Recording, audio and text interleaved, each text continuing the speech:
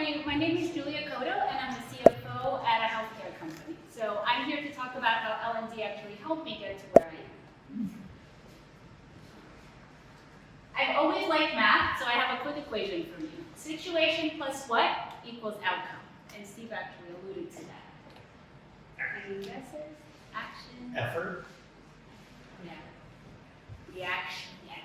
So the X is actually the reaction. Most of the time, you cannot control the situation that you put in, but you do have full control over how you react, and therefore what happens afterwards. The problem with this equation is, unlike math, this is not a fixed answer. Right? We're all human, things happen, whether it depends on the day of the week or how hungry you are. I get hungry, for example. So it depends, right? But the key is you still have full control of how you react. You get to decide how to do this. So I have a quick story. About 2 years ago, I worked for a company called Thrive Global, reporting directly to Ariana Huffington. And we were opening up an office in Ireland, and we needed to get employment letters out to everybody. Whoever was in charge of it didn't get things done. So I get a call in the morning one day from Ariana, Julia, get this out today, and the story thanks very much.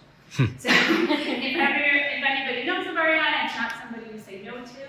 So I had a choice of how I react to that situation. I got a couple of people together, we cleared the schedule, we distributed the offer letters, and everything went out that day. Now, if you would have asked me 5 years ago if I would have reacted this way, the answer would have been very different. So at that time, I was a director, and I was really trying to get to a level. And the feedback that I got was, Julia, the way that you react sometimes is not great. And so I had to learn how to control my reaction.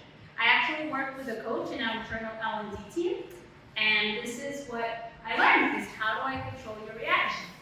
So the first thing is you have to pause, and sometimes that is the hardest thing to do, is when you hit with something like this, to actually stop and pause. And then you ask yourself this one question, will what I say or do next make the situation better? If the answer is no, don't do it. Think again and come up with something else. Right? That is the hardest part. What I also learned is that it's okay to take time to think. You do not have to react right away. I'm a pretty impulsive person. I'm used to reacting very quickly. It has gotten me very far in my career. But I had to learn sometimes you don't need to react right away. It is also okay to physically remove yourself from the situation. I have two kids. Sometimes they're running around going crazy. I know if I stay in the house, whatever I say or do will not make the situation better. So I actually go for a walk around the block and come back, and then things get better. And at the end of the day, you can follow your gut, whatever your initial reaction was, after you paused and you thought about it. And if you still want to do it, go ahead and do it. So one thing I want you to remember from this today is situation plus your reaction will determine the outcome. That day that I was working on those employment letters, at the end of the day, the second in command to her, to Ariana, called me in and said, Julie, because you remained so calm and collected during this stressful time, it was much easier for us to get the work done. It was actually a very productive day. So not only does your reaction determine the outcome for you, but it can also change the situation for those around you.